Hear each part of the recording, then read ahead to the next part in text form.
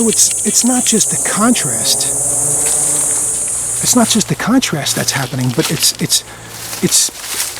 default. It's absolute. It's part of the relationship. It comes with the territory. It's inescapable. Oh, excuse me, my friends.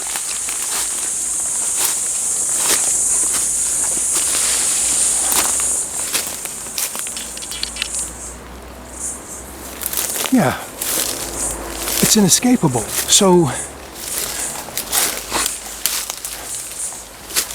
it doesn't make any sense to be in any condition and not understand the condition, and to not be able to distinguish the condition. So if you're in paradise, that doesn't mean anything. If you didn't know that you were in paradise, am I right? What's the point? What's the point of being in paradise? If you didn't know that it was paradise, it wouldn't be any different than being in hell or suffering. Being in hell only has some kind of value, only sucks if you knew you were in hell, right? When you see the logic, am I right? Think about it. What's the danger of hell? What are you threatening me with if there was no comparison, if there was no contrast? What would be the threat? Well, he's never known love, he's never known nothing. All he's ever known was hell. All he's ever known was the greatest pains ever. Oh, okay, and so even that description only matters because there's another person who's saying it. There's another person who's saying, hey man, imagine that there's somebody now who's going through the greatest suffering. Because the person who's actually going through the greatest suffering never knew that there was anything other than suffering. So I reasoned that person, even though they would be in incredible pain and suffering, would be fine in incredible pain and suffering. They would never know. It's just, you see how you see how there's a lot of problems with you just can't make sense unless you have that contrast. We know this is not a secret.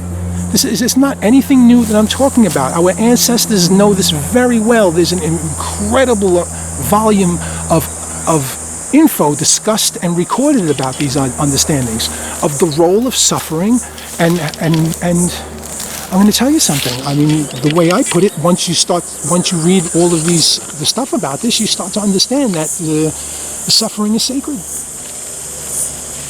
It's sacred, and that's why you're always going to see me. That's why you always see me say, with all due respect. You don't throw around such a term like that, and suffer, and you know, that's the beauty of it. With all due respect.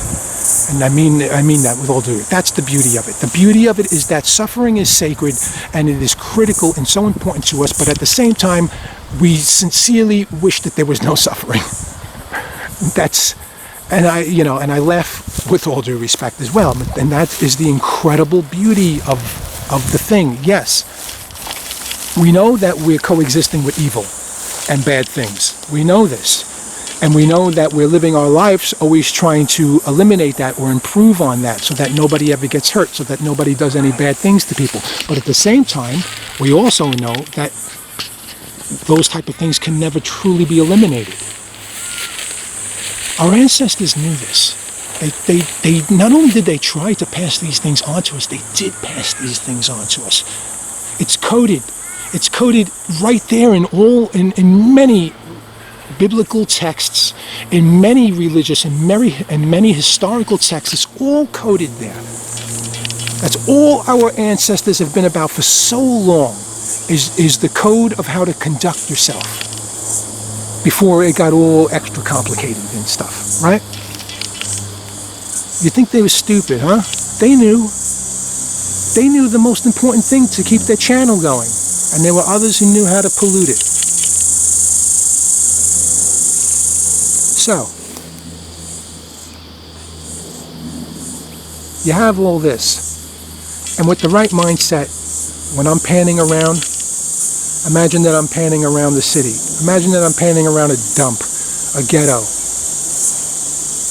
Imagine I'm panning around New York City, because I could say all these things because I've been neck and neck for decades in New York City under the worst conditions, seeing the worst shit, seeing the worst behavior from people. And you better believe it was damaging, and you better believe it took everything I had to be able to survive it and not be as damaged as that. That bullshit. So when I pan out and look at all this stuff, I don't look at all this stuff like some privileged person who's never been in that, who's never been on the other side. I've been there. I've been on the subways when the electricity goes out and the train is stuck in the middle of the tunnel and it starts sweltering up and people start breaking down and everyone just starts, and a lot of people just start acting like shit. And there's a lot of good people too. Heaps of good people and stuff like that. I've been there, and I've been able to pan around and think and say these exact same things under those conditions like I am under these conditions right now. So take comfort. You don't need to be in some kind of beautiful little nature reserve paradise in order to think these things and be inspired by these things. And it's also important to understand that you can't let shitty conditions, limit you and create all this, but it can. I'm not saying that it can't or it doesn't. It certainly does, but we need to be able to overcome that and stuff, because nobody is going to be able to retreat or get away to some great nature part all the time and stuff like that. But we certainly can create what I have right here, right now. We can create that within us, within our mind and within our heart. It's there. And in that sense, there will never be an illusion. There will never be a simulation, because you are tapping in to the absolute channel. Okay? And the equivalent of that is like every day you wake up and you choose a different type of outfit to wear. When you choose a different type of outfit to wear, does that mean that you're a different kind of person? It may make you feel like or whatever, but don't bullshit me with semantics. You want to bullshit me with semantics, you're not going to get anywhere. You just might as well admit that you just want to screw yourself. And you don't want to do any type of reasoning and stuff like that. But for most of us, I'm not here to just screw myself with semantics that defy logic and reasoning and stuff, or illogical. I'm not about that, okay? When you put on a whole bunch of different clothes, all right, it's just different clothes. And it makes you feel like a whole bunch of other things and stuff like that. That's great and stuff like that. But you're still you. You're you with the new outfit on. So you're looking at the clothes as the illusion, or the feeling that the clothes give you, and you're saying to yourself, well, that is an illusion. That's not real. Okay, but it is real, or it's part of the real, or it's coming from the real. Or the main point is the illusion part of that doesn't mean that there's no such thing as a real.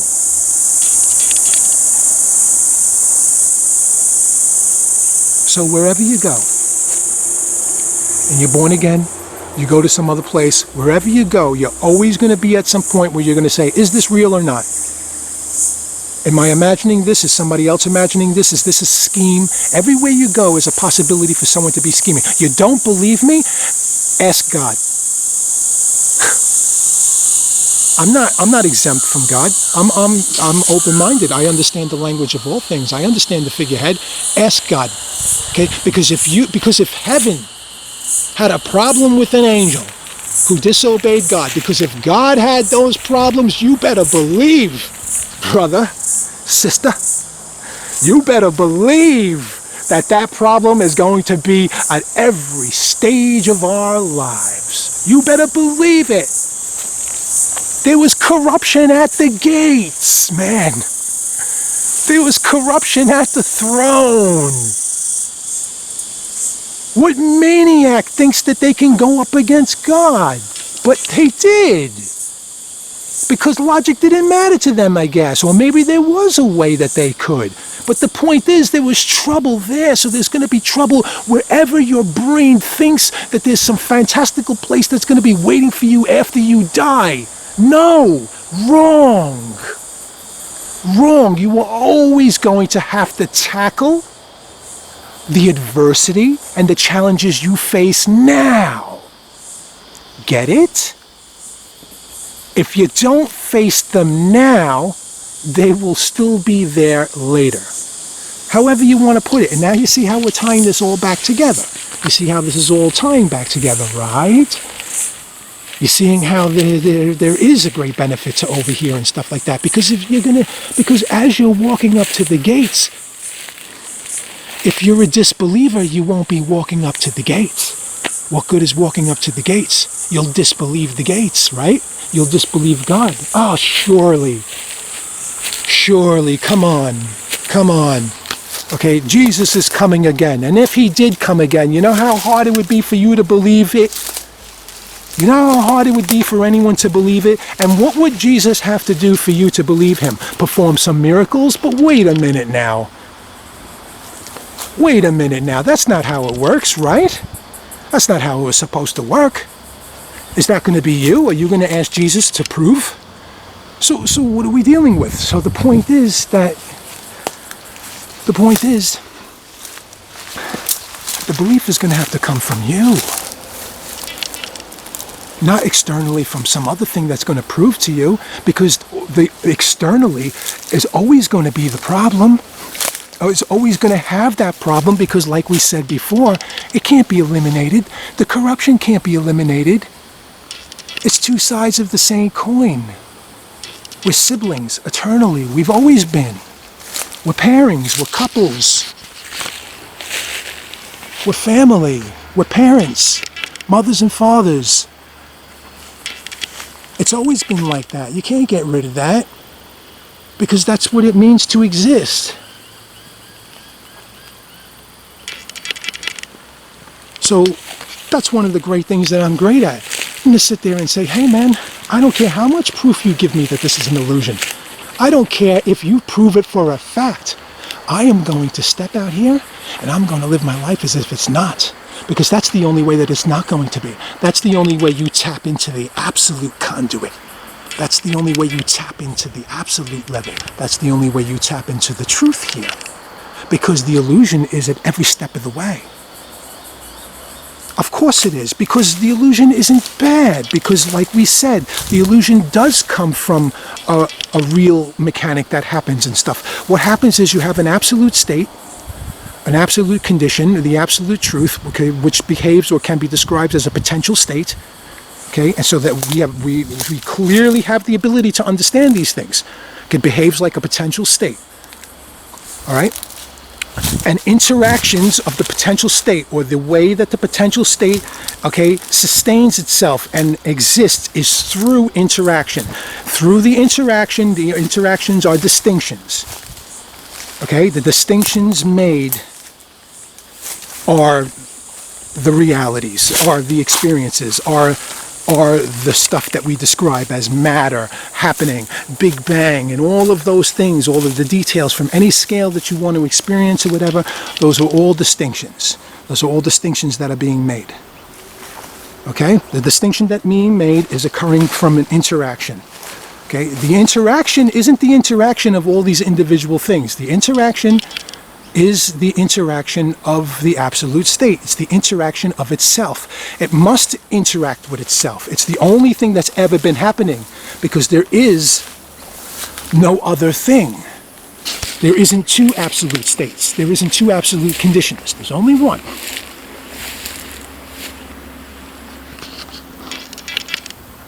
And it has to be interacting with itself, because that's what it means to exist. The interactions don't always have to be distinctions that turn into these great things, or are experienced and distinguished as matter or whatever. But the point is that sometimes they do or can. And hey, here we are. Here we are. And what a beautiful distinction it's been, huh? With all due respect to all the great suffering and stuff that's also happened.